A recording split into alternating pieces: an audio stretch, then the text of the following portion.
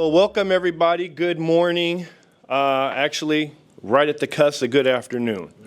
Thank you for being here. This is class 4 of a 5-class series. Thank you very much, JT, and thank all of you. Let's hear it for all of you who have been here from day one. Those of you that did not have the privilege of being a part of those few classes, we started the series by going into bid triaging, understanding what elements around a project that are important to you in order to move forward on the project or to pass on the project. Because many of us have found projects that looked ideal, but as we start going into them further, we found that the devil was in the details. We had that class by the handsome man over here, Brent Anderson, who is Vice President for Hoffman Construction. And he gave a wonderful class there. Not only did he give a wonderful class, he stayed actively involved in this series from the inception of the concept to every last detail. So let's hear it for Brent.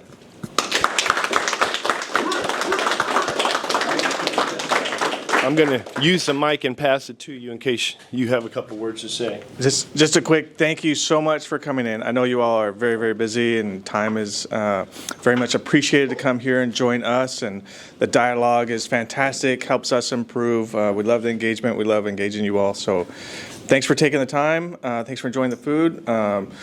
Looking for a couple more home runs from Cal Raleigh. 60 is amazing, so it's a great year. We're hoping to have that great year for all of you too. So thank you. Now, also in this series, we've been able to talk about the different structure of Hoffman. We've talked about how Hoffman actually has two sides of the organization. There is the construction management side of the company that really handles the administration and the management of these very large mega projects. And then there's Hoffman Structures, which does a lot of the structural work for Hoffman. And so these relationships can be very complementary. Now, on every one of Hoffman pursuits, typically there's a structural component. If it's an alternative works, there is sometimes opportunities for other firms to compete with us. And so Hoffman Structures is not always low or always selected. But when they are selected, whoa, it really creates a value proposition for the owner as well as Hoffman Structures. And we have an executive with Hoffman Structures here.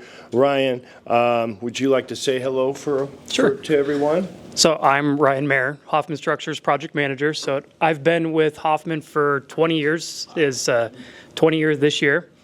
Most of the time has been with Hoffman Structures. So started as an intern, got hired right out of college, moved my way up to engineer, and now project manager for all the jobs up in Washington. So we're always looking for engagement. We got some really good projects coming up, some existing projects that Tammy's on. We're going to need some help on, so look forward to getting to know you guys. Thank you, Ryan. And we'll be talking specifically about some of those opportunities later this afternoon. Lynn, there's a seat there or over here. The other thing is I had some questions for all of you, because when we would design this series, really the concept was to develop a series that wasn't just going to be another class. We had a very specific mission and purpose for this class. This class was designed to be very intimate. As you can see, it's growing out of the intimate and becoming a little more of a social thing. We want to keep the intimacy of what we're trying to do in this body. So if you're here and you haven't been here from day one, enjoy this opportunity, connect with the people here, and take advantage of the diamonds and blessings that are here. Now you see we have cameras out everywhere. Everyone that's been here from day one has signed a media release. You're here and you haven't had that opportunity, you're going to need to sign that release because it's essential for this series. And so Hannah is printing out some documents and we'll hand those off to those of you who haven't been here. But because we have it on videotape, you're going to have the opportunity to be a part of those first few classes. And that's why Hoffman has made the investment in Hussein, another minority-owned business who understands construction, is committed to making sure that we make the most of this series. And so not only are we capturing this series, we're also capturing you give yourselves commercials for your business. How many of you have done a video commercial for your business? Raise your hands higher. Okay? You're getting that opportunity and investment on our backs. So take advantage of it. When Hussein pulls you over and asks you to talk about your business, be prepared. And when you have something to say, think about what you're saying. Think about your business.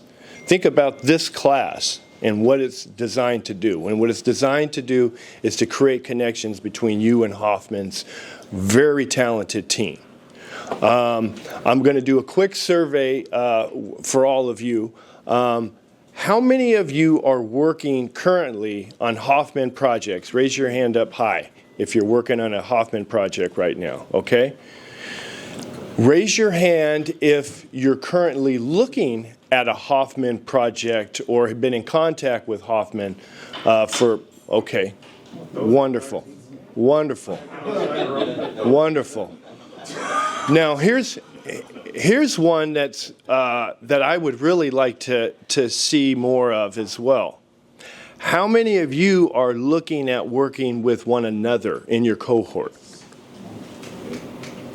Okay, give yourselves a round of applause because that's what this is about. Being able to see those opportunities, and obviously we have billions of dollars worth of government projects that we're trying to get honed in for with this series. But each and every one of you have a value proposition, and each and every one of you have an opportunity to be able to make each and every one of us better. And so don't get it twisted. Obviously, yes, we want you to be able to find opportunities with Hoffman, and we have a batting average that we want to have with you that's better than some of these baseball players that are going to make it to the championship. But we have some strict conditions in order to do that. That means there's some parameters that Hoffman has to adhere to in order to win this work, and there's some expectations of us in order to get this work. And so today we're going to have a great presentation from one of our senior project managers who is working on over $2 billion of King County projects related to infrastructure, combined sewer overflow, stormwater, all this type of work that is under Hoffman's umbrella. And so you may not necessarily directly perform some of that work, but you may perform some of that indirect work. And so we're very blessed to be able to have Tammy here today. And so I want Tammy to know who's here. And this is her first class teaching all of you. And so we want to make sure we have an opportunity to give her awareness of who you are. So I'm going to give you about 15 seconds. Tell us who you are, how'd you find out about the series, and what you do, okay? And I'm Deza, you good? Deza? Deza? I'm gonna do Deza's commercial to give you guys an example of what my expectations are. Number one, Deza is a constant professional who represents herself as an entrepreneur that can provide healthy beverages to all types of people who want to live a healthy life. Those of you that are in construction, a lot of you are drinking those energy drinks, and they're not really healthy. Deza's offering you an organic, natural alternative to those energy drinks. She also represents construction professionals in a variety of different areas around account representation and sales representation. And we're so proud of Deza to be a part of our series, and even more excited to be able to give her her certificate in a couple weeks. So that's what I'm expecting. Any more questions about introductions? All right, let's go. 1 second. Sorry. I want more information on energy drinks. Well, I don't have any drinks to sell, so I'll leave that to you. Hello, my name is Kendrick Mitchell, president of American West Group, and we are a general contractor, and we specialize in electrical and light mechanical. We are trying to get into some of the retrofits from the home standpoint, but primarily I cut my teeth from the commercial standpoint. Primarily based in Portland, we do have an office up here now, and just try to continue to grow our organization both down here, up here, and down there. Wonderful people that we've had the opportunity to interface with Jimmy from our Northwest Minority Business Alliance. Fortunate enough to be on that board with several different members here that, well, actually, James is not here, but he's one that I actually learned about this class from, as well as from Jimmy, as well as from Mel, yourself. Thank you. I appreciate that. Yeah, we just want to continue to grow and work with each other and to be the best American West group that we possibly can. And thank you for having us. We appreciate it. Now, since he's coming from Oregon, we gave him a little more time. Nikki. Hi, my name is Nikki Jajic. I'm operations specialist for Apex Electrical and Civil Group. We do industrial, electrical, and civil in the South Seattle area. We're really grateful for the opportunity to be here with Hoffman and appreciate that they recognize and uplift diversity in contracting. And we look forward to working with everyone. Good afternoon. My name is David Benson. I'm the owner of Benson HVAC Company. What I do, I offer service and maintenance and installation of HVAC systems like air handlers, rooftop units, and heat pumps. And I'm glad to be involved with this organization. Hope to look forward to receiving some contracts. Thank you very much. Good afternoon. My name is Zach. I'm the owner of ZAP Dump Truck Services. We are certified DBE, MBE, SCS certification, and our service is dump truck cooling of construction and demolition material deliveries and waste and debris removal. So we are located in Serdo. Be happy to be is Hoffman. Thank you very much for Platinum Consulting.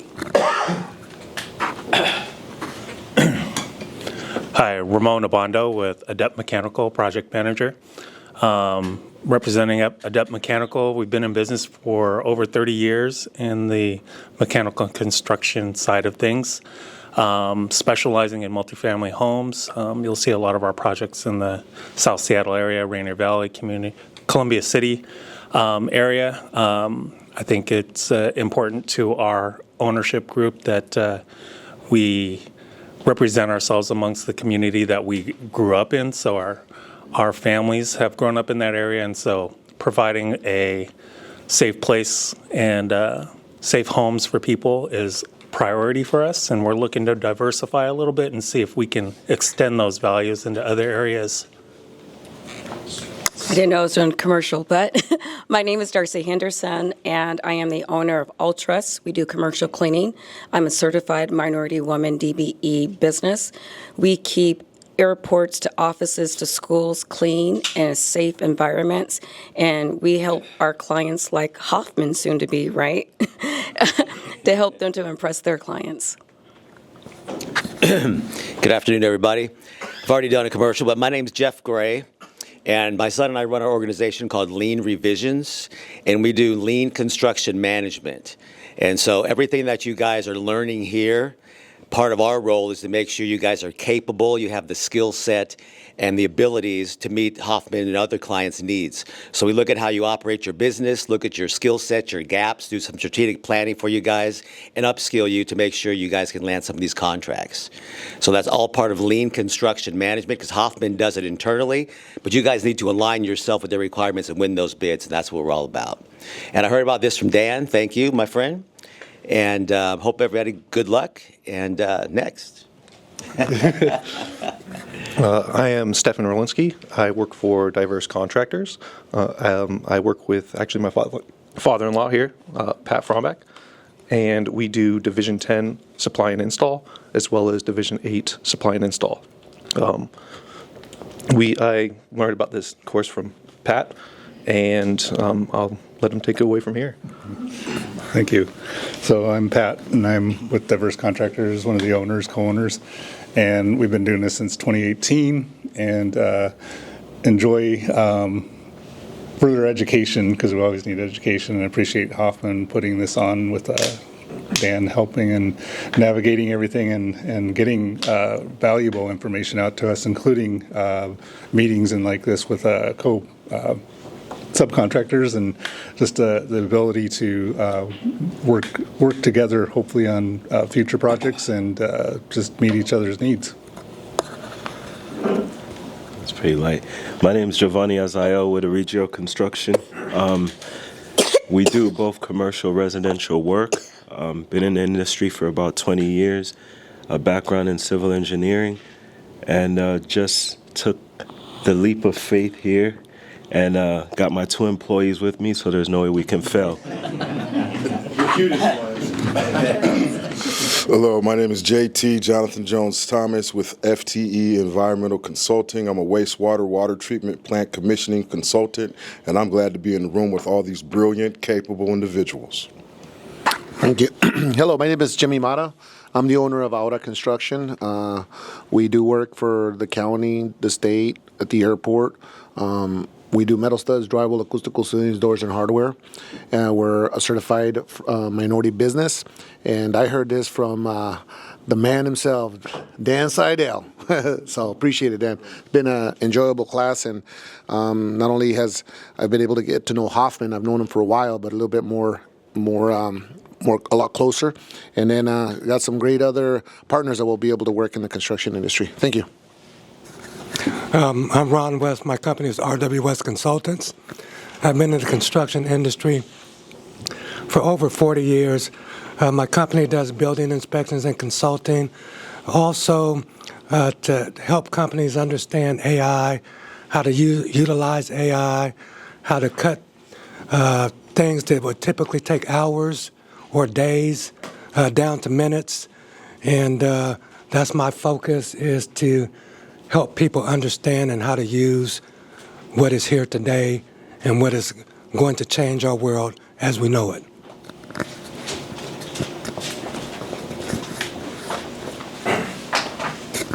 Go, G. Hello, everyone. My name is Lynn from Lynn Builders. I'm a general contractor. We've been in business over 40 years. We do commercial and residential work. We work for the city, we work for the government, and we have been invited to this meeting by Dan Seidel, and we're glad to be here. Good morning.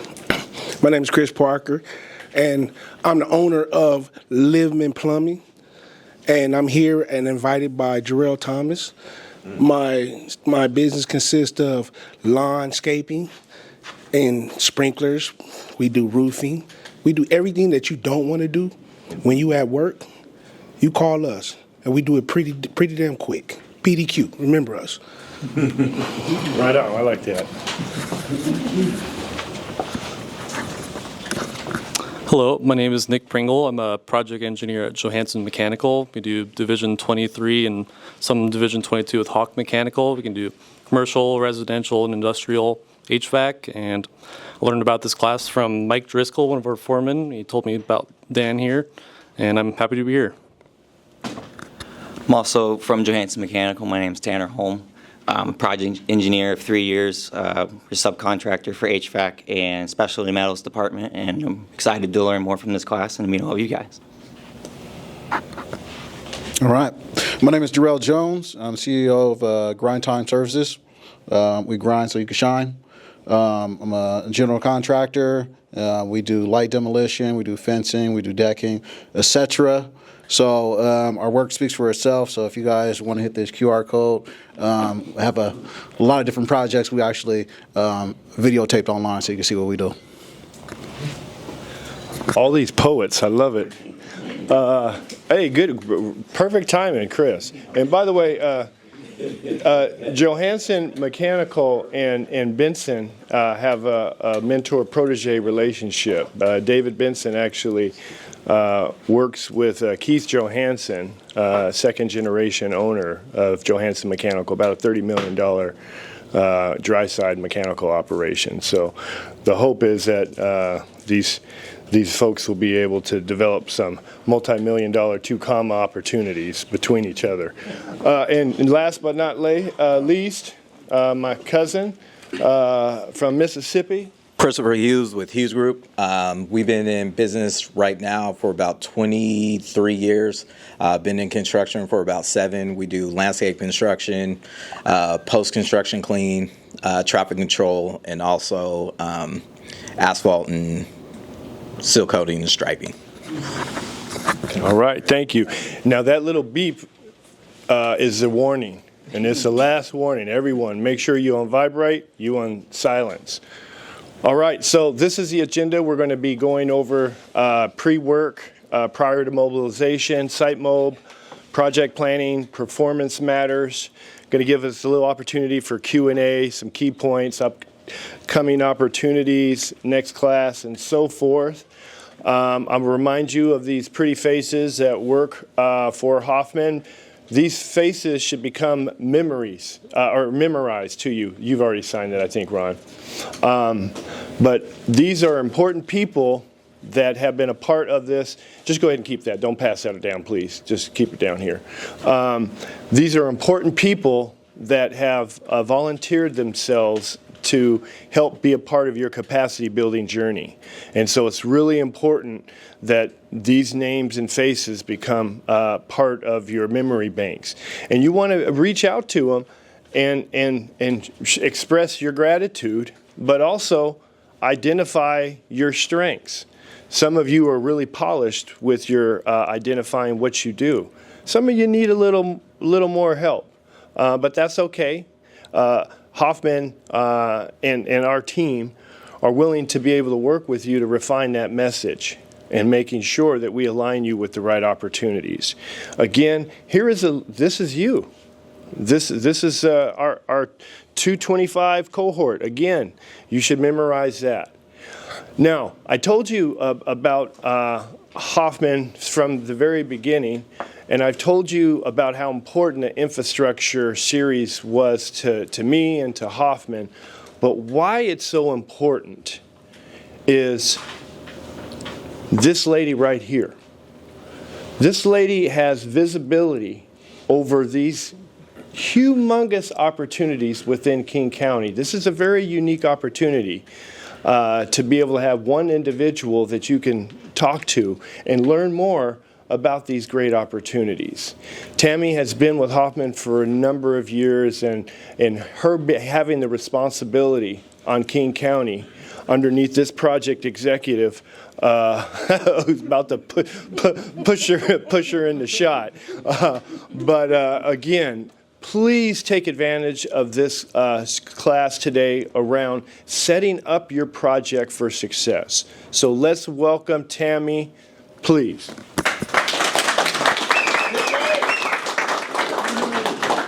Well, I want to just tell everybody thank you for spending your time this afternoon with us. We really do appreciate it. We know that you're busy. I was actually really excited when Dan and Brent asked me if I would be able to speak to you, because honestly, small business and minority-owned businesses really have a special place in my heart.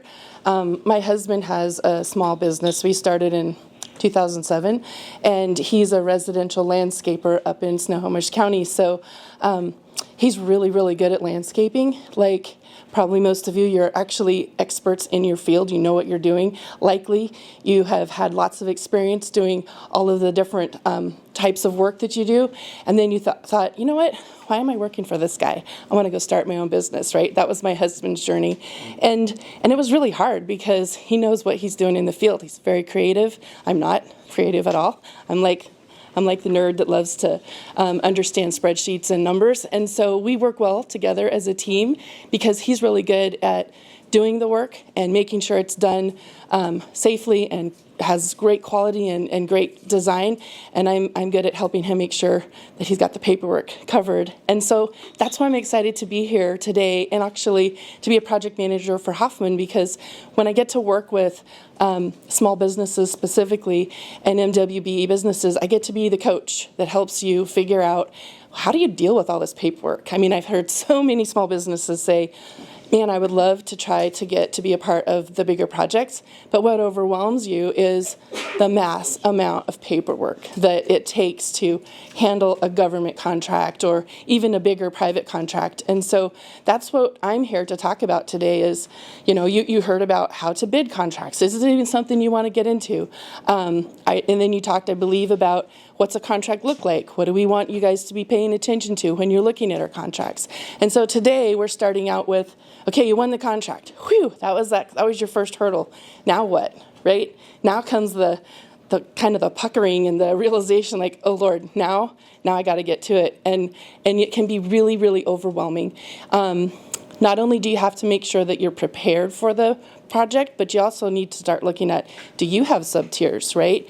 What do I need to do once I've signed my contract? There's so many things involved.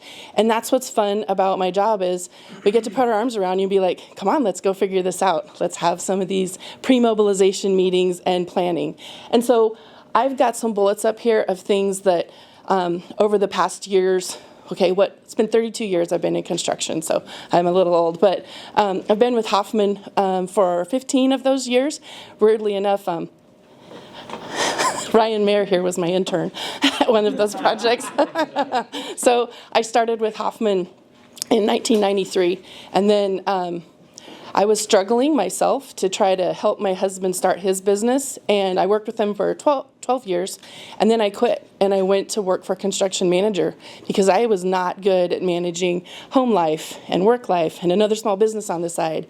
And so I was a construction manager for 14 years, and then I decided, my son's 18, he's on his own, and I'm ready to get back into where the fun is, which is here. I love being a construction manager. I love being able to be with the general contractor and really be where you're able to help people grow and help businesses grow and build relationships. And so many of our superintendents will tell me and other project managers, I love this part of the job. I love, doing the concrete, and I love putting in the piles, and I love putting together the finishes. And for me, I like the relationships. That's what I get out of working in construction. And so really, really excited to be here and talk through this series with you today. So thank you. I'm going to go through these bullets, and these are up here for just some of my ideas, but I really would appreciate collaboration. And so as I'm going through some of these things, let's talk about things that are mattering to you. I mean, that's what we're here for, is to help you learn and you ask your questions so that we can help, give you some good ideas on what happens once you get a contract, right? What's the next steps?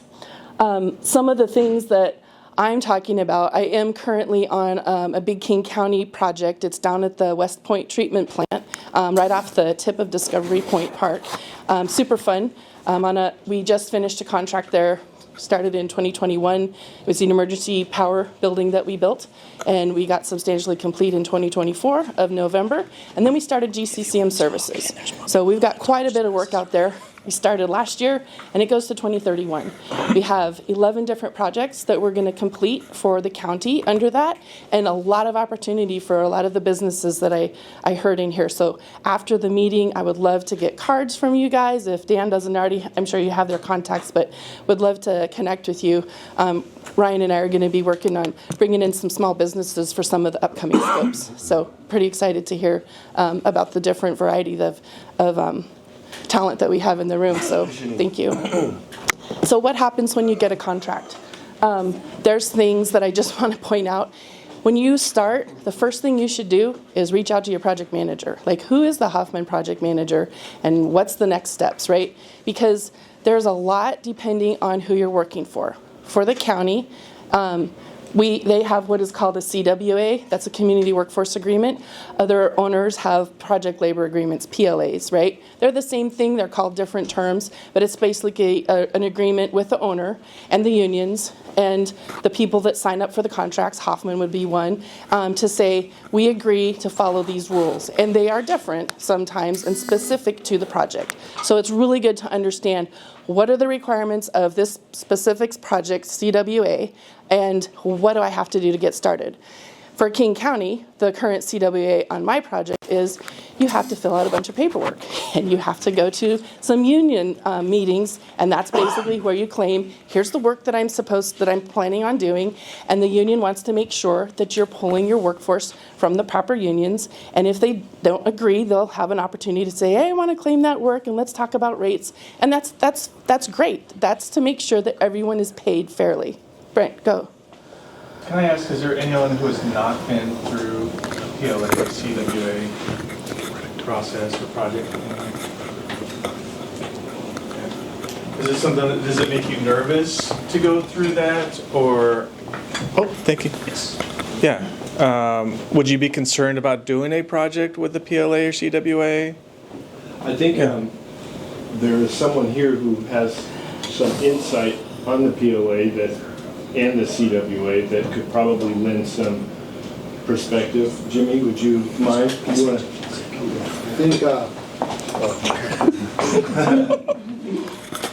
I think one of the things is obviously the jurisdictional disputes. So, I have a prior experience in labor, so I just say everything's going to the carpenters. But it does become some type of an issue, and if you haven't been through a PLA, it could be scariest sometimes because you'll have the operator say, well, I claim the forklifts. No, I'm not going to give you the forklifts because the carpenters can unload their own material. There was some clarification with one of the particular labor unions because we have quite a bit of partners who are GCs who end up getting small scopes of work, such as, let's say, stucco or finishes that the carpenters represent and the tapers represent and the cement finishers represent. And so they're all claiming the work, right? And so at that point, really, it does become an economic deal. So, for instance, the tapers, they claim taping, which is what they've always claimed. The carpenters claim taping. But under Department of Labor and Industry, the carpenter's prevailing wage prevails on the taping. So why would I sign an agreement with the tapers? But I'm signatory to them. So I think sometimes it's the confusion, or if the PLA and the CWA is silent, then you got to go back to the collective bargaining agreement of each union. So it's administrative costs that aren't captured. So for the big contractors, it's easier, and that's why it's really good to have a partner to be able to break it down, because you can get yourself into trouble. So for instance, tool management, if you work night shift, you pay for 8, but you work 7. So there's some things in there that can get you into some trouble. And so also on some of the goals, each one's different. And the reality is that there's no ride out or carve out for micro businesses, which I do believe we should work at that, right? There should be some carve out, because if the union also doesn't allow you to sign they say that they do allow you with the PLA CWAs, but if you're naive about it, there's some contractors that have been full signatories, so you're taking them out of an industry that they've been able to feed their family for 10, 20 years, which is residential, light commercial. You can't compete at total cost of $95 an hour for a carpenter in the residential, light commercial. And so if you don't know, you get yourself into trouble. The other thing is, if you're moving your workers from that site to another job, then you automatically become signatory to the whatever union you're working under. So I think that there's a lot of these rules that, if you haven't worked on them, that it's very important for you to, like yourself, that understands it. And then with the Northwest Minority Builders Alliance, I'm the president of that. So we're pushing on labor. We're saying, hey, some of these things, don't speak for small minority women-owned business. That's not your job. Your job is to represent workers, not contractors. And so that's where we're at on that. Thank you. For those of us that are new to this, can somebody explain what these agreements are? So these are agreements between the unions to make them consistent, because unions do have a lot of different rules. And so, for example, you just mentioned when your work hours, right? Some of the projects that we work on, we've been working 20-hour shifts. And so obviously you've got a 10-hour and a 10-hour, but our shift starts at midnight and it goes till, 10 a.m. And so that's one of the instances where the union has, all of the unions that have signed up to the CW have agreed on how the rates are going to be paid. Go ahead. Yes, I remember when the CWA was the bargaining agreement, and from what I understand, based on what he just said, is that the GCs have to adhere to that specific agreement. Correct. Is what you're saying. Okay. And then likewise, we pass that agreement down to all of our contracts. So all of our subcontractors also have to adhere to that agreement, because that agreement is for everyone involved in the contract. And so that's why it's important when, you're looking at your bids and you see a CWA, a PLA, the request for proposal, ask questions like, what does that mean for me? I'm confused. I don't quite understand what that means for my scope, so that we can help walk you through that and make sure that you understand what rates you should be paying and thus bidding, right? And also, like for me, once you get on board, we're going to help you fill out your paperwork and we're going to help you get to the meeting. I always attend the meetings with our subtiers so that you're not sitting there alone going, I don't know what I'm talking about. So the county's really good. They've got a good program put together and they're very helpful. They've got a gentleman, Joe Baca, who's wonderful and extremely helpful getting through some of those questions. That's another term I've heard that I don't understand, sub-tier. So for us as the general contractor, our direct contracts with you, for instance, if we hired you directly, you would be our subcontractor. We call everybody trade partners, but contract language, that you would be our subcontractor. Now, if you had to hire somebody to come in under your subcontract, that person would be your subcontractor and my sub-tier.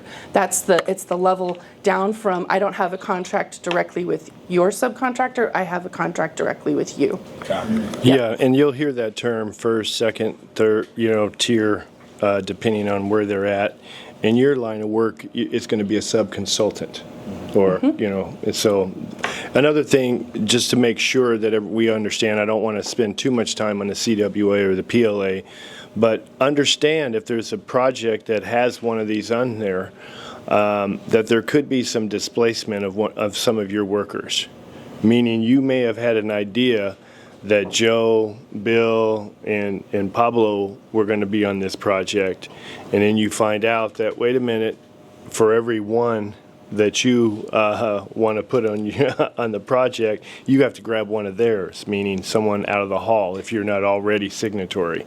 And so you need to be aware of these implications, because if you, Darcy, have trained someone who knows your business, they know how you want to do things, and then you got to bring someone in that you don't know, and they're going to meet the same production rates, you're going to be held to those same expectations, and sometimes you may not be able to, they may eat up your profit.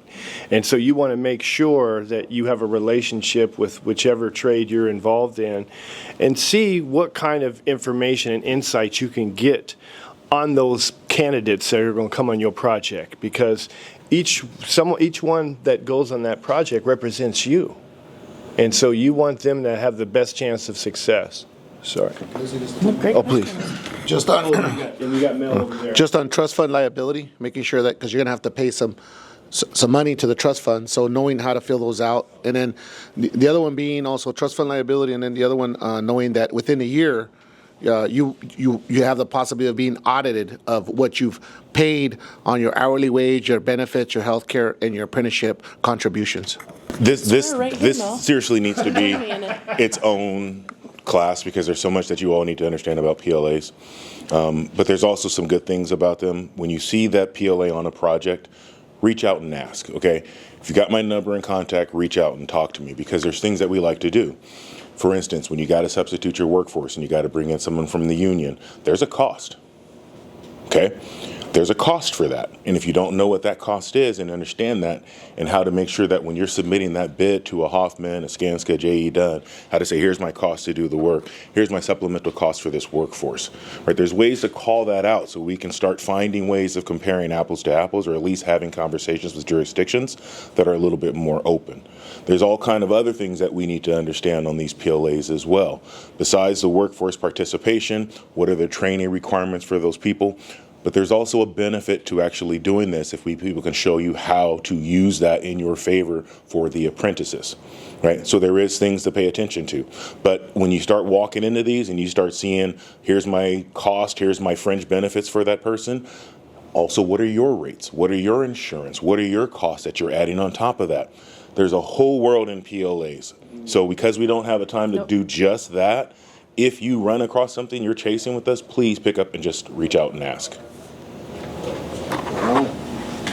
Yeah, I didn't realize I opened such a can of worms with that first bullet. But it is. It's important, and that's why I wanted to bring it up. You know, it's something that I see, you know, even seasoned larger companies struggle with. They're like, oh, geez, they typically also have requirements related to, you know, how many priority hire, have you heard of priority hire jurisdictions, priority hire journeymen, how many apprentices out of your total workforce they would like to have on the project. And so that's good. It helps bring in new people as far as apprentices into the workforce. But they do have goals and requirements for that. The priority hire portion, if for those of those that don't know what that means, that's in a certain zip code. They would like to pull workforce from that zip code. And again, that's to try to keep people who live close to where the actual projects are being built to try to draw from the workforce from those areas. And so every project is different. Every project has their own priority hire zip code defined. So that's just some of the first little bullet that we had to talk about that is a lot of sometimes confusing. And so it's a great, the point is reach out, ask questions early. That's one I get a lot of questions on, so that's my first bullet. And like Mel said, you know, he's a great coach, as he knows, understands CWAs, PLAs. I've lived them for many years, so has Ryan. Owner reporting requirements, that's also an interesting thing. Typically it's in the CWA PLA agreements. It's also in the contract, and that's probably a question I would ask every project manager, you know, when you get started. What am I supposed to report as far as my workforce? When you have a CWA, a PLA, typically each owner has their own program that they use to track the compliance with the CWA or PLA. So for the King County project, we have two different systems that we sign everybody up with, and it's called LCP Tracker. So you know when you get a job and you enter your intent to pay with L&I, right? Everybody, because you live in the state of Washington, has to sign up with L&I. But for projects that are run by owners that track your minority and priority hire goals, you also have to report the certified payroll information not only to L&I, but also to the owner through their system. And so that's what LCP Tracker is. You take your certified payroll, you take what you put in to L&I, and you also put it in the owner's system. So that's something else that, you know, we help everybody, not just small MWBEs, but that's what we help, trying to make sure you get trained and you understand what we're doing and how to report those. Those are weekly reports. Something to think of when you're going through setting up your admin costs. I was tracking that there was going to be a fine tied to apprentices for not meeting the apprenticeship goals. Did that go through? I have not heard of I know that our contract does have LDs associated with it, but it's not if it's a goal. It's only if it's a requirement. And so the contracts have outlined what's a requirement versus a goal. So we do have a requirement on our current project of 18% utilization of apprentices. And so if you don't have 18% of your manpower as apprentices, then there is an opportunity for them to fine for that. And then they have goals of, out of the 18% of apprentices, we have a certain amount of those apprentices be minority or women apprentices. And so that's just an example. And I'm not trying to get into the weeds and confuse everybody, but that's an example of what you're talking about. And clarification, the term apprenticeship really refers to a Washington state approved apprenticeship program.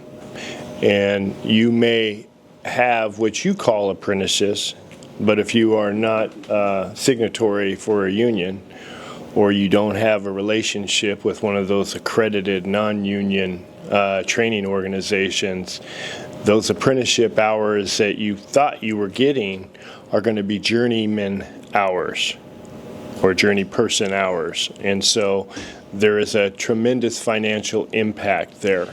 So, you know, remember, the devil is in the details. Yeah, and I mean, that's why this says ask questions, right? Let's walk through the specifics of the contract and make sure that everyone understands the specifics around the CWA and the contract language. Hoffman, you know, at least in our my contracts, I always try to pull those out. It's like, here's something you should be aware of. Boom, and it's right out there in your RFP, even though it's in the don't forget to look at attachment D. That's 56 pages. Not very fair. So we try to pull out those specific key points right in our RFP so that you know what we're talking about and what's important. Another, you just mentioned the preferred entry programs for apprentices. This current contract I'm on, they have the requirement to utilize apprentices 18%, and then they have a goal that a certain amount of those apprentices come through the union's preferred entry program. So they're just like, what they're trying to do is track, is our program working, right? So that's why they're trying to track some of these metrics. It's all good intent. It's just sometimes a little bit of extra work to make sure and document all of that information. The other program that I was mentioning is called B2GNow, and that is how you report your payments. That's how you report your payments received from us and how you report your payments that you would pay to your subtiers if you had any subcontractors. And so those are like unique programs that most of the time you're not used to unless you're on a specific contract where the owner requires use of those programs. And so again, we would pull that out of the requirements and put it right there in the RFP saying, hey, be aware, these are some requirements specific to this contract. Can I ask? Sorry. Absolutely. What would be the amount of time that you think that administratively this takes, right? Like, I think if you were to put hours to it, because I know BTG, if you don't pay, then we probably won't get our check. So, but I mean, if you were to put that in perspective for us as contractors, because I know that's almost like an indirect cost, because a small contractor, your overhead, I mean, we'd have to do a lot more work, especially at that rate. Would you have like maybe a specific time that you would think it would take? I think it's all about how you set up your contract. So if you can set up your tracking for when I enter my timesheets, here's the information I want on my timesheets and how I'm going to enter it, you can set it up to be pretty efficient. To literally go in and do the data entry, 15, 20 minutes, it's not hard, but it's the training for whoever you've got doing the data entry, or for yourself if you're doing like my husband does, me, you know, going in and putting in the data. You know, there is some time for training and understanding the system, and I would say the training maybe would take an hour. But then it's setting up your project so that you can track the data as you go, and it's right there. And that's what's fun for me anyway, is to be able to coach you through, here's some tools that we use, here's how we track it, you know. Try this spreadsheet, it's been working great for us, just to try to help be able to manage those types of requirements. And I think on the apprentices and the preferred entry, you just need to be on top of it right at the get-go, because you can get that way out of hand. So if you're not tracking it right when the job starts, you could think that you're good if you're not tracking it on your own end and staying on top of it. And you could get middle of the project and you're thinking, oh no, what do I do? What am I going to have to do to try and get that goal? So it's just something just to keep in mind, that even though Hoffman or any other GC is tracking it, you need to have your own way of tracking it also, just to make sure that the owner I know they make errors on it. So if you have your backup to just go over it and just make sure that you're seeing eye to eye and that you're staying on top of it, just a huge recommendation. Just because I know from my standpoint, we're technically a subcontractor, so I know my team, we have our own internal tracking that we do as well, just to make sure that we're tracking what Tammy's showing as well. Well said. Yeah, our self-performed is a subcontract to us. So if, for instance, the Hoffman Structures, you had a contract with Hoffman Structures, you would be considered our sub-tier, because our prime contract would be with our self-performed. So just as an FYI how that works. The other thing you had mentioned was, level of effort. The whole thing, this whole series, today's class is about pre-planning, so that's why it's up there. It's not that hard if you can, like Ryan mentioned, plan for it, right? Get your tracking mechanism set up and plan for how you're going to staff the project, and it goes pretty smoothly. But if you don't realize that until you're 3 or 4 months into the project, it can be a bit difficult to catch up, for sure. Or if you have subtiers, Yeah. you have to help them. You have to help them on board and get that information. And you also want to train them so that you can write that into their contracts and so they understand the requirements as well. Yep. TNCs, that's terms and conditions. And Division 1, Hoffman will always say at the very beginning, here's all the specs you own, Div 0. That's your terms and conditions. And the terms and conditions for the things that typically people hang up on, once again, we're going to pull those out and say, here's something to pay attention to. But that's something that, if you're just running through the titles of the terms and conditions and you're like, what in the heck is this? Reach out, ask questions. That's what we're here for.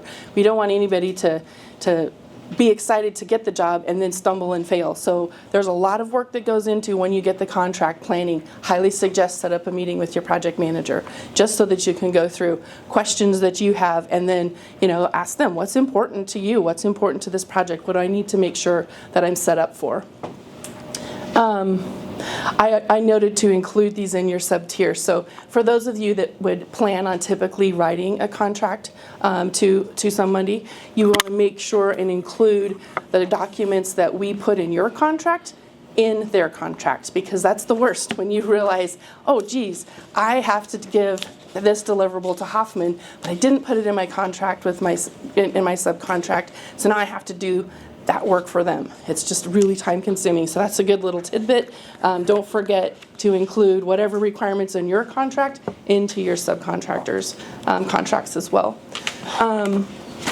Billings, that's always fun. We have so many fun templates, and this is where I do get a little, Excel nerdy. I love it. But I actually have contracts templates set up for every type of request for change that I would get. And so we have specifics, for instance, around, you talked about first, second, third sub-tiers. How much if you are going to write a request for change, like a change order. So, hey, we had some added scope. I need you to give me a price for this change order. How do I put that together? What template do you want it to be in? Do I just give you a lump sum quote like I would if I'm, giving it to my neighbor? And the answer is not on my project. No, that doesn't work. And so there's requirements that have to come in with requests for change. And so meeting with the project manager and understanding what are the requirements when I have to ask for more money. What's the template that you want me to use? And I will sit with you and I will say, here's the template. I've got everything lined up on this template, so it'll automatically calculate for you. All you have to do is fill out tab little number 2, it's highlighted in green. Here's what you fill out, and then it'll pull your formulas up to the front. And it helps, but it helps for you to know, well, what does that mean? Why are those formulas in there? And so it's understanding your contract. Meet with your project manager and really try to figure out and understand that, because you have to tell your subcontractors, this is why we're doing what we're doing. Same for billings, right? How do you get paid? What is required for backup for when you're trying to turn in your billings to Hoffman? We have these awesome little emails that go out from our office managers, but really, once you get a contract, and that's another, put that on your list of questions to walk through with a project manager. What do my billings need to look like? What are the backups? When are they due? How long does it take to get paid, right? And have that information in your brain so that you can set your project up and it can work like clockwork. That's any questions, comments that you guys have on billings, change notices? Could you explain force account? Just in case. Like time and material force account? Yeah, so a force account would be when you perform work on what we call in our contracts time and material. So you get paid for your time and material, but you have to document the time that you worked. And typically, again, we have a nice spreadsheet. We want you to fill out this spreadsheet. Fill out your information on who the employee was, how many hours they worked. It has to get signed daily by our project superintendent or whoever he designates. And then you use that as your backup to create in the other form I give you, here is the form to fill out when you're asking for reimbursement for this forced account work.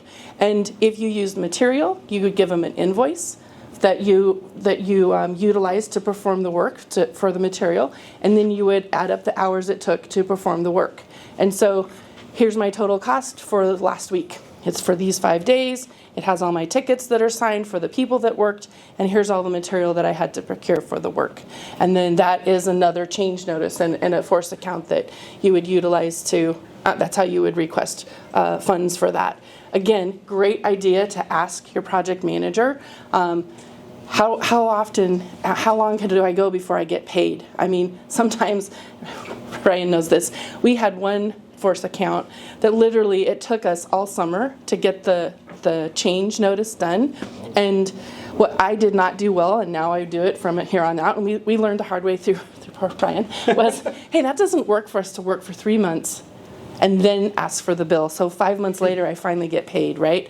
And so I was like, yeah, that's right. That's a good point. So from now we say, if it's going to be a long extended time, we work with the owner and we're like, we're going to pay for this on a monthly basis.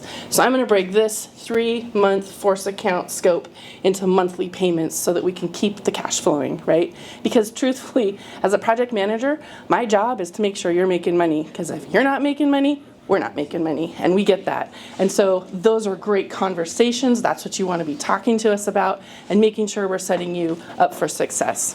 Now, that's a great question on the force account, Chris, because there's a lot of us that get on these projects and the scope changes, the conditions are a little different. And if we don't document those conditions when we're exposed to them, more than likely, when we come to present them 2 weeks, a month, Ramon, you could probably write a book. You put yourself and your company at risk. So, like Tammy says, yes, it's a temporary fix. You're logging, you're documenting the cost for these changes, but that's not money in your bank.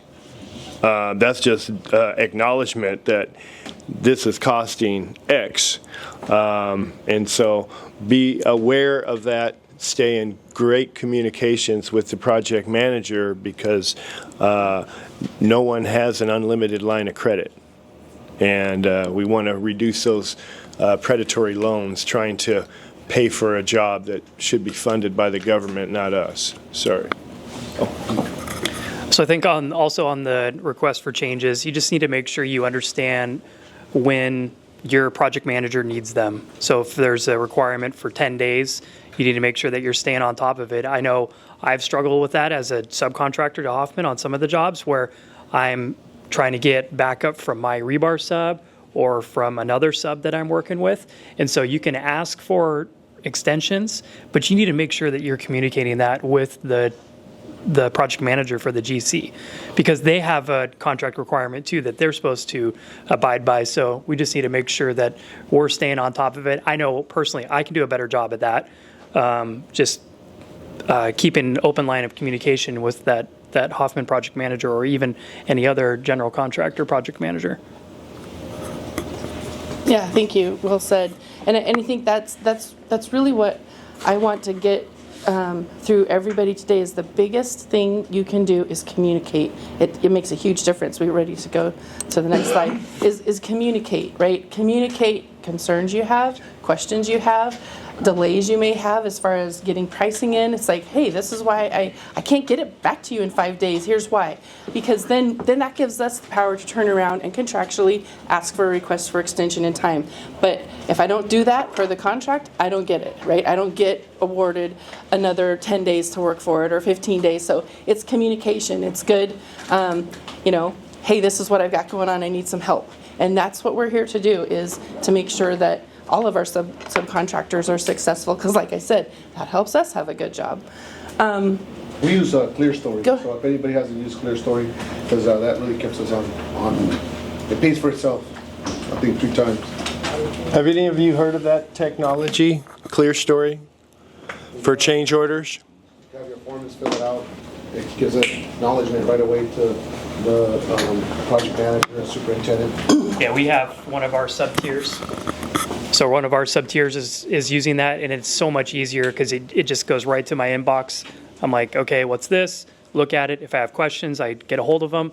It's easy to document, so you're not looking for a piece of paper or an email. It's all automated. You can, as the GC, or if you're a sub-tier to someone, they can sign it directly on there, and then you just take that, load it into your change order form. It's super easy. Just like you said, it pays for itself. Track T&M, time and material, everyday boom. Yeah, thank you for bringing that up. I get those, but I didn't know the program. I just get these notices. What is that? So yeah, thank you. Clearstory is a good one. We have some prime contractors that are using those as well. Yeah, exactly. Stop, it's too many emails. No, it's great. So the other thing I wanted to talk about is, not only like, okay, now I've got this contract, what do I have to do paperwork, but it's like, how are we planning to get you on site for site mobilization?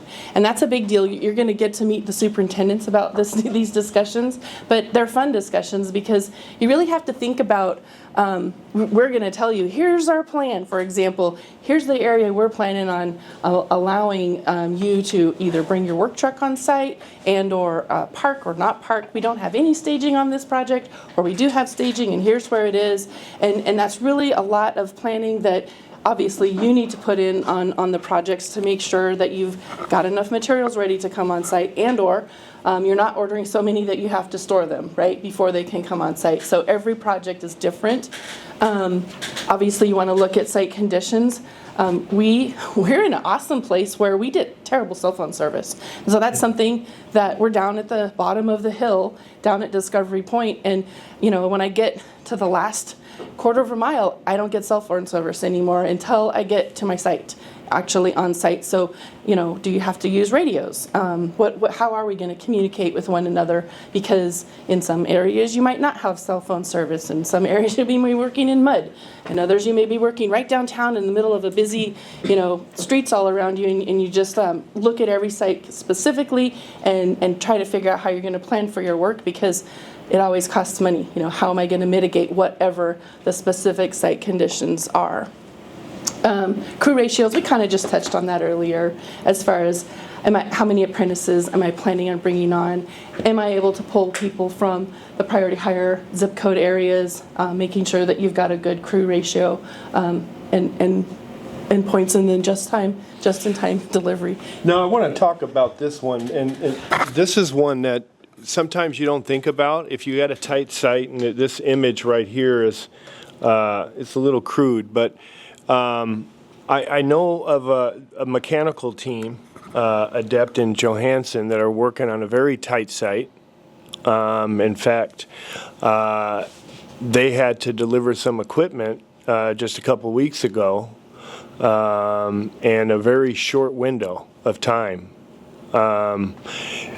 There are a lot of logistical impacts to your cost if you're not proactive, if you're not really thinking about, okay, well, how much room do I have to lay down my structural steel? How much room do I have for my ductwork? And I can't put that ductwork on the roof? Sometimes your contractors or your superintendents aren't as kind as the Hoffman team, and they may not be looking out for you the way. And so you have to be proactive. And what's the worst case scenario? Well, the worst case scenario is that you got to break that equipment up into pieces, and you got to have trucks come every half an hour in and out, because you have no place to store that. And that's what actually happened a couple weeks ago. And it's wonderful when things work out. What about when things don't? And what's that impact? And when you're talking about having material handling for your products, and a lot of you will work with the contractors to have that material dropped, if you're not familiar with the signs to have that material dropped, that efficiency of that operator could dramatically change. And now you could be impacting the rest of the crews because you don't know how to tell him, hey, to the left. to the left, and I'm not dancing, right? And so when you're working in tight circumstances and you have a small little window, literally, that you have to shove this material through, those little details are really important. So you need to be thinking about the logistics. Look through the details, or look for the details. Go ahead, Chris. Just to piggyback off that as well is looking at scheduled drop-offs, because some of these GCs have scheduled times that they can drop off stuff, and that may impact what you're trying to drop off. So you got to put that into cost as well. Not saying that I'm going to have 5 trucks come today when you can only have 1. So now you're going to 5 days instead of just doing it in 1 day. So think about that too when you're doing your pricing.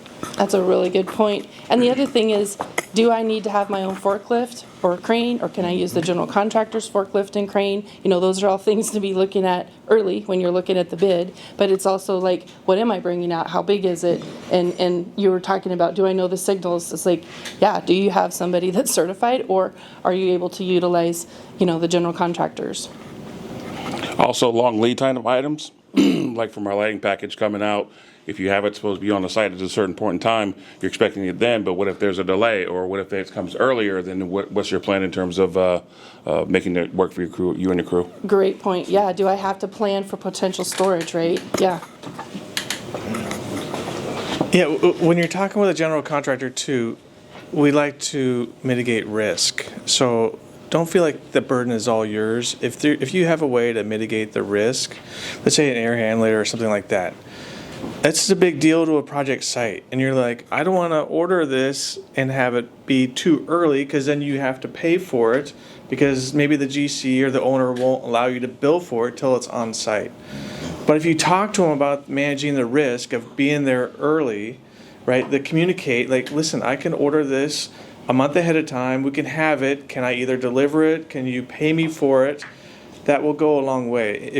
It's about how you sell mitigating that risk. So we appreciate prefabrication is a big part of this. If you can prefabricate it on site and save, but you want to be paid for the prefab that's off site, have that conversation. There's ways you can sell your efforts and get paid for it. So. And if you don't listen, when you learn your story, you'll remember. Because for us, it was seriously, acoustical material means $20,000, and so the supplier put us on ice for almost 3 months. We had to negotiate because we couldn't. We had to go get a bond to, an insurance policy. It was going to cost more money for the insurance policy to store the material. And so we didn't have the money to pay the supplier. Supplier put us on freeze, and that was painful. So, it is something to think about. And then, I think what Jimmy says, hey, the schedule is the Bible. And that's why even in the field, when we go out in the field, talk to our foremen, say, what does the schedule say? Where are you supposed to be? And those weekly foreman meetings are really, really important. And you mentioned acoustics and getting the material would be a trouble potentially. If you're having troubles with a vendor or getting material, I mean, we've been with this company a long time, and we appreciate helping others. That's why we're doing this, right? So engage us in that dialogue. Maybe we have contacts. Maybe we have bigger buying volume with that owner. Maybe we're using them on a bigger project or something. So engage us in that conversation, and maybe we can help both succeed together. So just know, be open with us, and we're happy to help a lot of times. We're in it together, successful team. So thank you. Well said, Brent. Very true. Project planning. So safety plan. I mean, safety is honestly paramount to Hoffman on every single project. We will never put schedule, we will never put cost above safety. That is the number one priority, is that everybody that comes onto the site gets to go home at the end of the day. And so that is a very important aspect of us working with all of our trade partners, is what is their safety plan? And it's so important that that's the first document we ask for as soon as you sign your contract. We want to see your safety plan, and I believe it's insurance, right?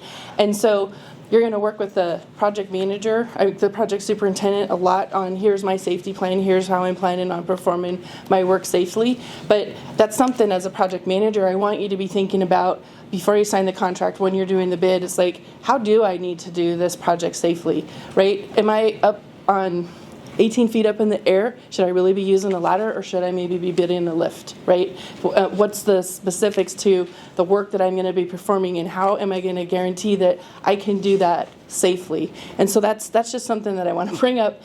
You're never going to hear somebody say, it's good enough. It's not good enough. Everybody's life matters, and we don't want you getting hurt or killed, right? It matters that you're doing your work safely. So plan that into your pricing. And as Brent mentioned, if you're a little concerned, like, geez, I'm not quite sure if I should use this lift or that lift, and what are you thinking? Talk to us. I mean, we've got lots of experience and we've done lots of different projects, and our superintendents are really fun to work with, and as project managers, they're great conversations. So ask questions and be ready to plan safety into your work. Again, I'm noted up there, roll your requirements down to your subcontracts so that they have to follow the same rules as you. Housekeeping is a huge big deal for us. And we have always in our contracts, if you don't clean it up when you're given notice, you have this much time, and then we're going to do it for you because we're not going to let the place get messy. So make sure your subtiers know that so that you're not, having to clean up for them, right? Schedule's another big deal. It's like you mentioned, it's like there's so many things you have to schedule, and you always get a schedule in your bid. Here's the time frame that we think we're going to have your work being performed. But then your job is to take that time frame and figure out how you're really going to do the work and plan it, right? And so great opportunity to engage with the project managers, the project superintendent, and just really start brainstorming what you're thinking. Make sure it aligns with the other trade partners we're going to have on site at the same time, with the logistics. That kind of stuff. And the other thing, where can Hoffman assist? That's just the big question today. That is our intent, is to assist. Sorry about that. It's to help you guys. I mean, that's the point. We want good open communication because we want the project to be successful and everybody to come in and be safe, do the work, and get it done on time and within schedule. And it is possible, but it does take a lot of pre-planning. Go for it. I just want to hit the schedule a little bit more because I think that's where I learned my lesson, because everybody's friends until they're not. And that schedule, so for instance, if the mechanical, the electrical, there's we're not on schedule, can you start, and then next thing you know, it's on you, and the overtime comes, and and it's like you're behind schedule. And so even today, I mean, our team went out there ready to start laying out the big five, the broadcast. They weren't ready. They had electricians in there, they had the plumbers in there say, you're not ready for, and the schedule says that we're supposed to be here, we're supposed to lay out. So we're gonna this is a remobilization, it's a change order, and they don't like it. But you gotta set your ground. Hey, we're here, we're ready to go. So how we ended that one is they're going to lay it out themselves, right? And then we're going to come and double check the layout. But I just want to, that schedule is very important. I think out of anything that I've ever learned is the schedule, and stick to the schedule. And if it's not done, there's a cost impact to it. And then stacking, right? Like, we have sometimes the foremen or superintendents on the job, they just want to have a person there. And like, nah, man, that's not how we bid this job. We bid this job as we're going to come in, we're going to lay it out, we're going to frame it. We have 2 days to frame it, and this is just impacting us. So I just want to talk a little bit more about that schedule. And to piggyback off that, with the scheduling, just like he said, not saying Hoffman would do this, but they can back charge you for that. For you being behind, they'll back charge you for everybody that was on there that they had to bring out and that they had to send back. So just keep that in mind as well. Schedule. Yeah. The other one is, how about, have you ever dealt with this? Like, come out, we'll just do part of your work, not all of it. Yes. Right? That's another favorite of a GC or a DC. But I get it, right? But that's fair. It's fair to ask for money. It's fair to hold the feet to the fire, right? And I would say expect a clean site, give a clean site, right? And so it's everything that you ask, provide as well. Yeah. So it's talking about clean sites. One of the things that I think we always forget, and I've been caught on it multiple times, is you got to plan for orientation, you got to plan for safety meetings, and that's an hour and a half, maybe 2 hours sometimes, that your employees will not be working what you had bidded on. So you have to bake that in, and I've learned the hard way. I'm like, they got to be in there for what? And time is of the essence, and I'm not giving out overtime unless it's really needed. So those are some of the things that I've learned being in business. So I would say anyone that has not been on a construction site that will run behind. And I haven't been on a project yet that has not run behind because the doors are not there, the windows didn't make it, or the electricians are making a mess.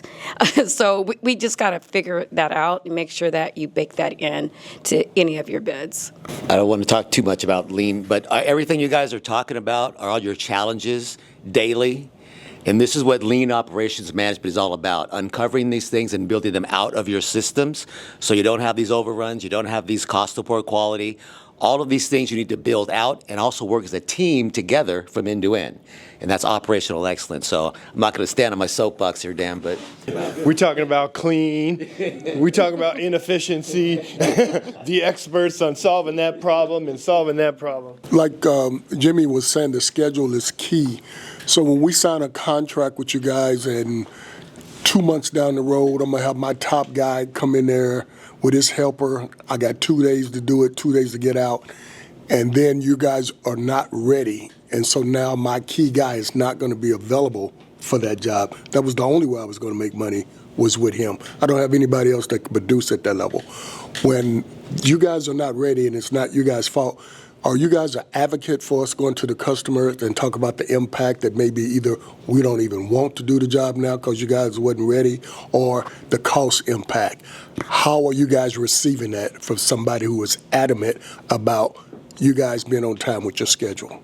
This is a great one. Are we an advocate with the owner? It's likely a reflection of our management, right? So are we an advocate for you and our impact and for our ability to manage? And so we need to be accountable. If we're not, then we need to talk about it for sure. Well, it's just like Darcy said, none of these projects go on schedule. I haven't been on one yet that goes on schedule. The question is, when it happens, what's going to be everybody's reaction? Absolutely. We keep floating the schedule. Absolutely. That is a very challenging question of a key person not being able to be, if the schedule moves, not available and you're not able to complete the work. That's a little bit different conversation and very challenging. I don't really have an answer for that one at the moment. Mel? I got my answer. My answer is you better find somebody else. Because if you've signed the contract, you didn't say sign the contract with this gentleman. You said you signed the contract to do this work. If that person's not available because we've messed up, you can come at us for schedule adjustments, but because you lost your key person, that's going to be a hard argument, right? That's going to be hard for us to be like, that's not our concern. Well, go to the union, go to the hall, find somebody. But in your contract, it doesn't say because Lenny Kravitz was going to do this work. So I don't get the contract, right? So this is exactly what I want to get into. He's saying your key person is kind of not my problem. You guys not being ready when I needed the job is your problem.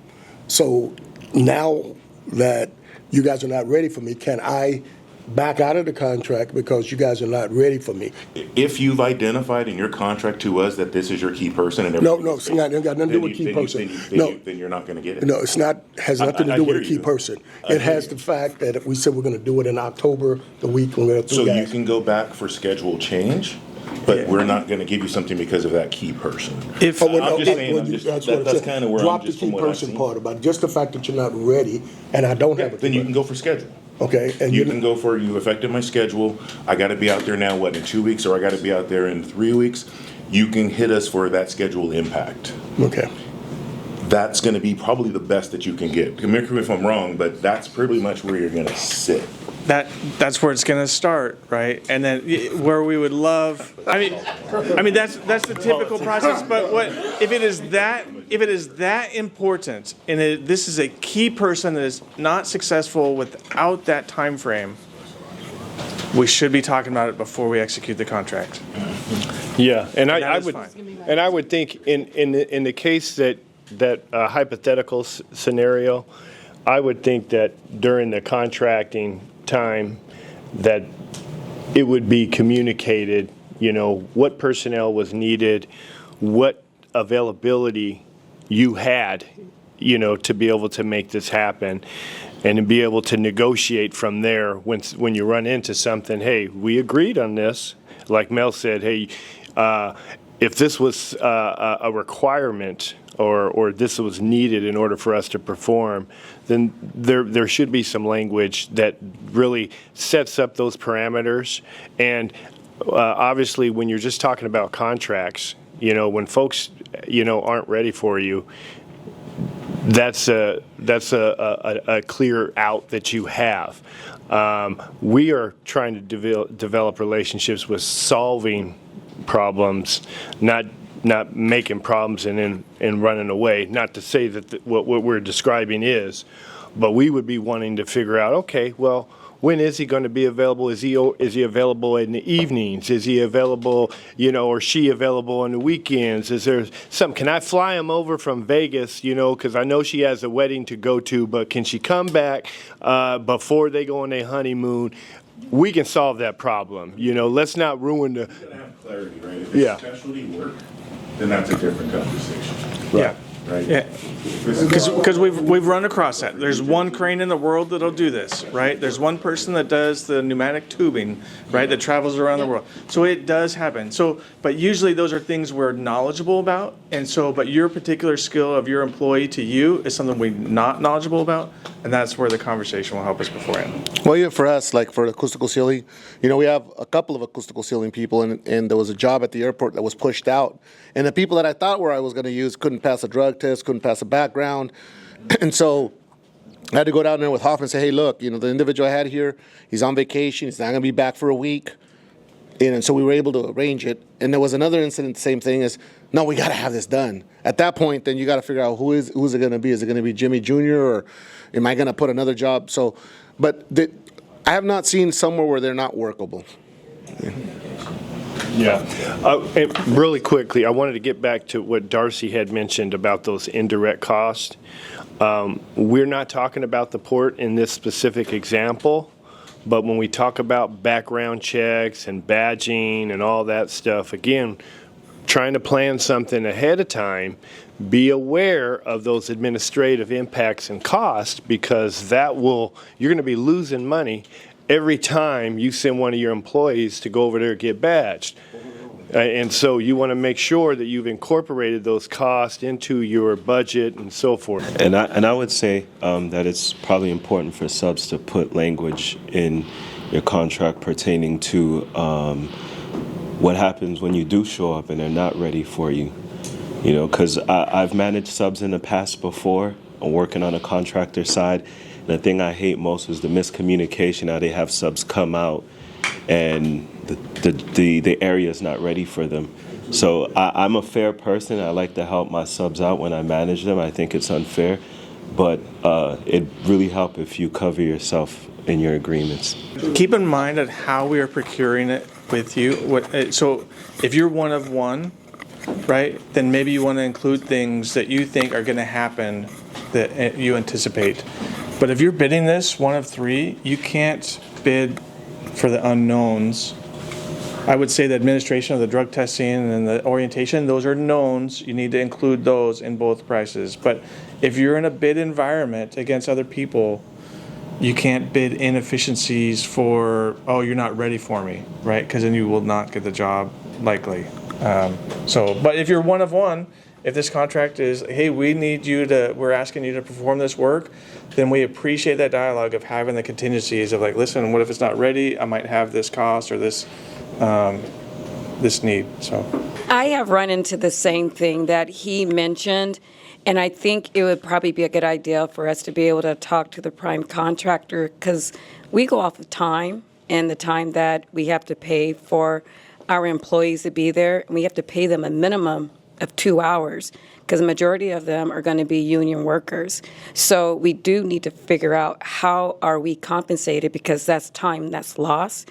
And for us, time is of the essence. We got to make sure that we're meeting our goals. But what I normally do, I call that Friday before we're supposed to start on that Monday. And sometimes I have shown up and they're like, Darcy, we're not ready for you. Tessa, we're not ready for you. And that really hits our bottom line. So we do have to find a way to communicate with the Hoffmans of the world to figure out, well, I got to pay them. You got to pay me for that time, because that's time that's lost. Shameless plug, if anybody's looking for a laydown yard along 167th or shop space, come talk to Apex. Awesome. Shameless plug. So I've never had an issue with not back charging. Darcy, I've never had an issue with not receiving money from my back charge. And I won't call them. Like, I'll go, hey, you said we're on the schedule, ready to go. If they don't call me and it's 2 hours, it's my project manager's time, and it's what you can negotiate in the relationship you want to build, right? There's sometimes where we just, okay, but they do it twice. I mean, I'm going to go back, or sometimes you just pick it up on a change order. So Washington State doesn't have show-up time, but the union does. So in the union contract, it does state show-up time. So if they have you come out, yeah, it's 2 hours. So if they have you come out and they're not ready for you, then you can charge 2 hours show-up time to them. But Washington State doesn't have that rule. So if you're on prevailing wage. Those are, I know, I appreciate the interaction and the good questions. Those are great, good questions. I would say on my projects, it's about relationship and communication. That would be my honest answer. I mean, I don't think you should ever show up on a project and not know that we're not ready for you. That's bad communication and breakdown on our part, right? Our superintendent and you should be talking, and you should know when we're ready for you. Otherwise, you're wasting your time to drive out there. I don't think anybody should just it's on the schedule, I'm out. It's like, always communicate, double check. That's the intent. It's like, you're going to the family reunion. I think I'm supposed to show up this time, and we're still going over to Uncle Joe's house, right? It's talk and make sure that everybody is on the same page and communicate. And that, to me, opens up it eliminates the errors. It helps us understand, I've got somebody that's going to be on a wedding next week. Are we still going to be on ready for this week? And we're like, geez, no, we just had something come up. The owner added some extra work for us, which pushes this out for 3 weeks. Okay, well, I can't be there in 3 weeks. How about 6, right? And that's the conversation that we want to be having with you. So again, where can we assist? Communicate, communicate, communicate. That's the best thing I can say, is bring up the questions you have, the concerns, those types of things. Did you have something? Yes, I was just going to say that it actually is a two-way street. It depends on the size and the length of the project.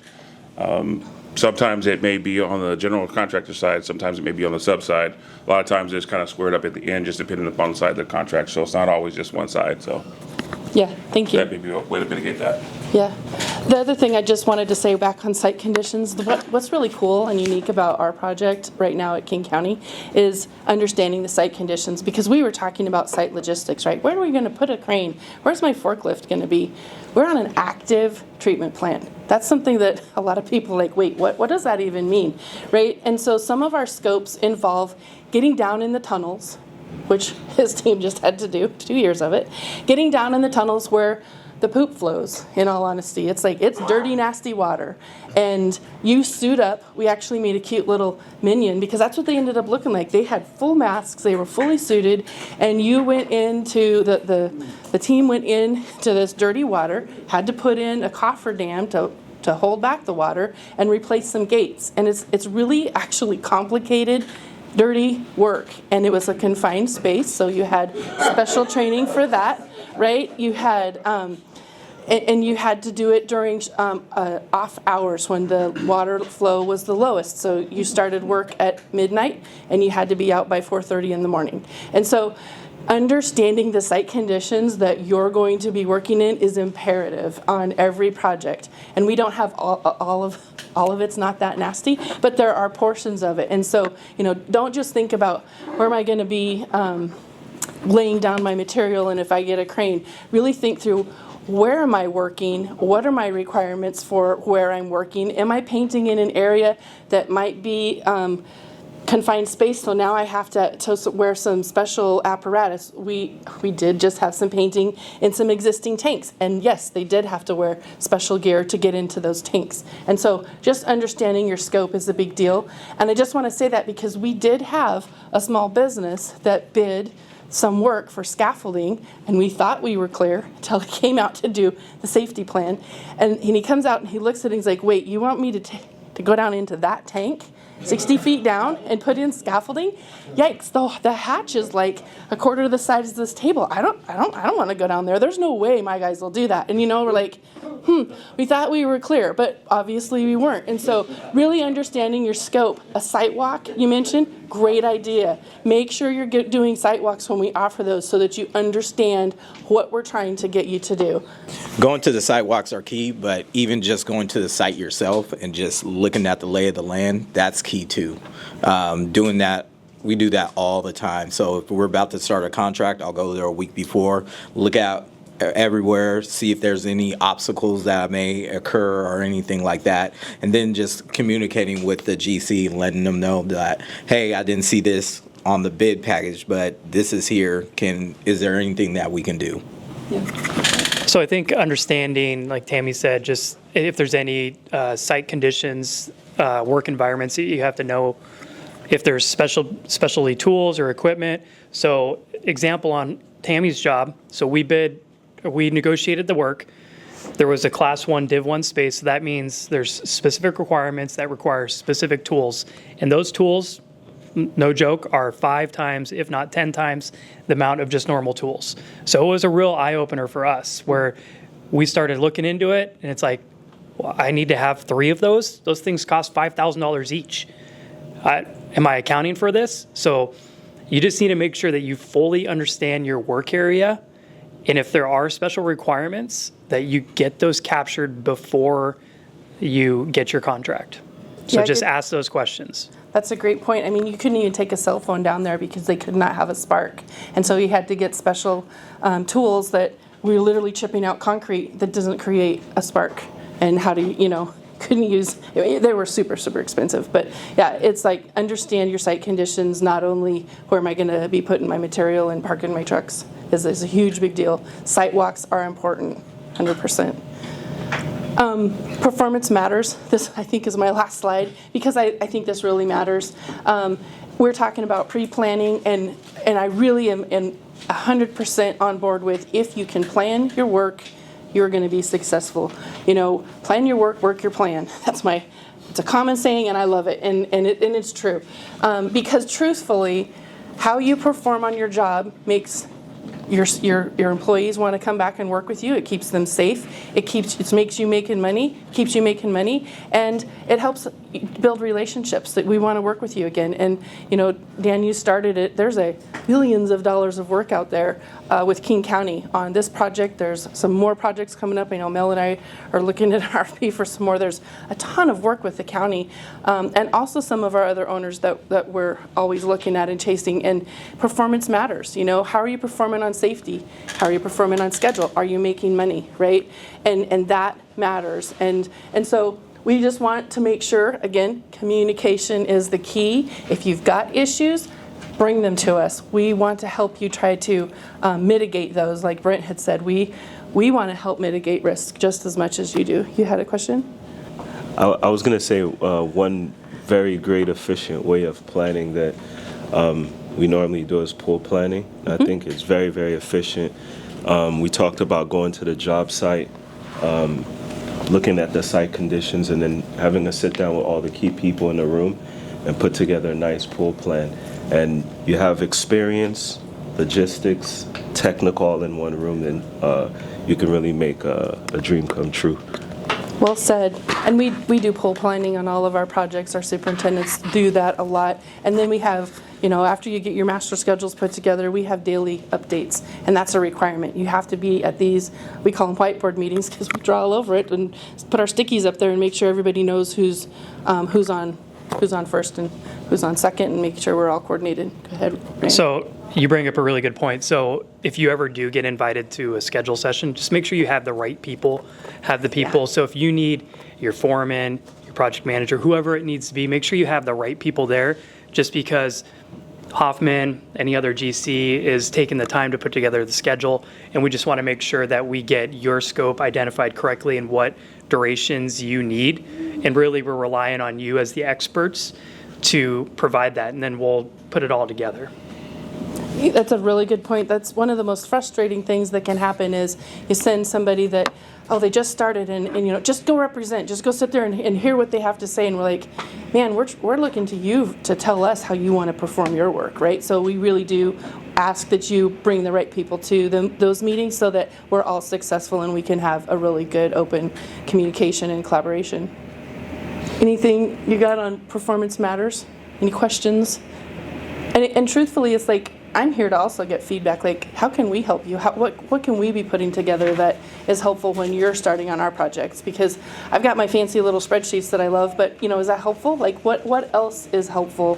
I know Mel and I were talking about how to get certified, and I think that's something else that we want to talk about. Not today, can't do it, but, certifications are something that we are aware that are really important. Minority, women-owned businesses, small businesses, disadvantaged businesses. There are so many different certifications out there, and weirdly enough, every owner pulls theirs from different certifications. You've got your federal certifications, you've got your King County certifications, you've got your City of Seattle certifications, and so depending on which owner you're trying to work for, you might have 4 or 5 different certifications just as a minority business so that you can qualify for those projects. And so that's something Mel and I have been visiting about as far as we really want to be able to help that, help you guys understand how to get certified and really help you be successful so that, it's a win-win and you can get more work for those types of projects. So, that's one thing that we've identified that I think Hoffman can also help with. And Dan, I know you do that as well. But is there other things like that anybody has input that would be helpful? Because we'd love to hear about it. Yeah, so I've been hearing Jimmy talk about things that he didn't know until he got in the middle of the project. And I've heard Hoffman talk about things that we don't know until the middle of the project. Has anyone got together and developed a list that you can kind of say, hey, the unions is going to do this, the general contractor is going to do that, the minority contractor do that, so somebody can maybe see what's coming and you don't have to get hit in the face with it down the road. So, and Jimmy, you work for an organization. Can we have a list like that and get that, and so somebody can just go down that list and check it off? Am I really prepared to start taking on a contract like this? Like a lessons learned or best practices. Let's stay in contact on that one. Maybe like a mastermind can happen with those who've been in the industry for a while, because there's a whole bunch of stuff I didn't know. There's still stuff that I'm continuing to learn, but I think like a mastermind, because there's a lot of stuff that I could probably tell you, but I can't really think about it right now. But maybe, but really there might be a chat, like I don't know, there's something that can be developed that can help those, especially those who are new to PLAs, DWAs, the union. I can give you a list of the stuff for the union. But I think it has to be something that you got to communicate about and, frequently ask questions that people just don't know, especially if you're just getting into the business. Like when I get my first contract with Hoffman, I would want an FAQ. Like, okay, what do I need to do? How does the billing work? Do I need to go to LCP? Who do I need to contact? What are all the forms that I need to fill out? Because each prime contractors, their way of billing could be different. So it's really important to try to sit down, even with those who are in county. They are very important at Hoffman and in any other prime contractor. So I think like some type of mastermind where you bring all those questions up. Yeah. That's so true. That's the problem. You don't know what questions to ask. Yeah, exactly. And just a little plug for Tabor 100. We do offer certification training. We have OMWBE come down to the office. They'll probably be their 5th time training this year, and I'm sure another training is coming up in the month of October or November. So, and those are free. You just come in, they'll walk you through it, bring your laptop. You can actually do your certification right there in the middle, and you can ask any questions. I went through it, so I know how tough it can be, but it can be done. Thank you so much. I was just going to say, we do have a checklist for, it's our subcontractor pre-mobilization meeting. That's what we have. And it's 2 pages long, and it's like, here's everything you need to know specific to this contract. But that's the key. It's specific to this contract, right? And so they change every contract. And so as a project manager, I work with the engineers, check, this changes, this is new, because it really is specific to the contract. The CWAs, the PLAs, they change. What are our new requirements? How does this owner want to see the billings, right? But they're standard things that you would ask, right? We have a template that changes with every contract. But we always talk about billings. We always talk about safety. We always talk about who's our point of contact, right? We have a list like that. And I'm sure there are other generals have the same thing. But you're right. They do. We do. We all do our billing separately, right? We have our own systems. So it can be a good, fun hurdle to jump through when you're trying to get set up. I think that I don't think I have anything else on my slides. Let's hear it for Tammy, y'all. We're going to have a little time for QA and discussion. I'm going to go over some quick key points. We talked about pre-work coordination today, and I wanted to just for us to, as Darcy and Lynn had indicated, it's helpful if we can have like a checklist so we can kind of know what to expect going into a project or a pursuit. Well, here's a quick little key point checklist to go over because you were presented with a lot of information today. And so I wanted to summarize it. Number one, understanding those project compliance requirements are essential. And we talked about different impacts. We talked about drug tests. We talked about PLA, CWA, background checks, complications with schedules and individuals that may impact your productivity. And so those are all important things. And as Tammy indicated, communicate. Recognize those third parties that impact your cash flow. You know, I just mentioned the CWA and the PLA. If you have a third party that's handling your labor supply, make sure you're aware of all those conditions and parameters. Make sure you're aware of lead times. Does the site condition align with the expectations that you had when you put your bid together? Or is this much different? Crew ratio, apprenticeships, women, minorities. Are you on top of what the goals are for the projects? Hoffman likes to have aggressive goals for women business, women and minority business participation. They also have aggressive goals as it relates to the demographics of the crew. What is the demographics of y'all's crew? You have to think about that as you're pursuing these endeavors and making sure that you are able to complement Hoffman in a multitude of different ways, okay? Look at those staging limitations and develop some solutions on how you can solve those problems. Help Hoffman make some money so they can afford not to have you on their project, right? We talked about identifying long lead items, and one thing I learned from one of my mentors, and actually Lynn Simpson and Lynn Can Builders, award-winning Region 10 Contractor of the Year, and Johansson Mechanical worked on a project in Auburn that was, I believe, 3 months scheduled on that project. And because there was an expedited monies paid to get that equipment there earlier, he set a record, got that project done in 2.5 weeks. Wow. And so if you're not thinking, you're not applying those lean practices that Jeff is talking about and being proactive, you don't know about those solutions. So always be in the problem-solving mindset. Consider storing or pre-ordering materials. Nikki identified, hey, I got a spot for you. Find out how far it is away from your project. Look at some of your cohort members who maybe have some real estate or some opportunities or partnerships. I believe Jimmy actually has a collaboration with KCD Trucking and Sweeping. And so they share a yard.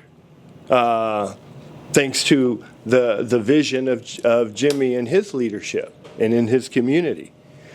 Verify training, reporting, and other requirements for field staff. Make sure that your Joe meets all those standards and expectations that's identified. Like Ryan said, sometimes you look and find, oh, Joe, I thought you had all them accreditations.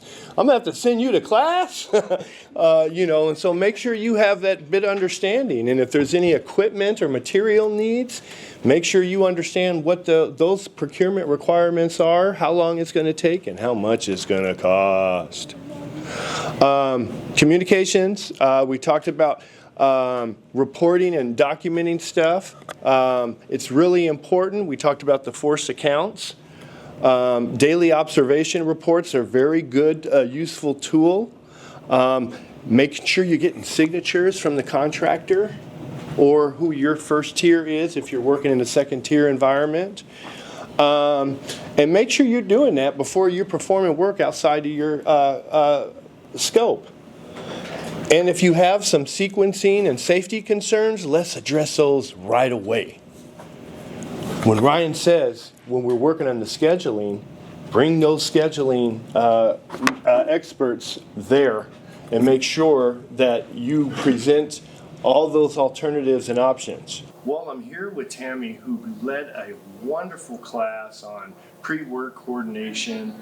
We had one of our most active classes, and we're so grateful for Tammy. What'd you think, Tammy? I thought it was astronomical. I loved the interaction and the energy that was in the office today, and really appreciated every trade partner's time, that they really are taking time out of work to come and learn more about how to do business with Hoffman and with other general contractors. So just a big shout out as a thank you for everybody for being a part of this class and really being interactive. Nobody wants to stand up in here and preach to people. This is the whole point of this class, is to collaborate with one another, and it really was a fun class, and thank you for the invite. Well, thank you. And thank you for the best practices that you continue to share with our contracting community. It's just a great blessing. It's a great community. We'll see you at our next class on the 9th of October, where we'll have our graduating class and we'll be talking about commissioning and closeout. Thank you. Thank you.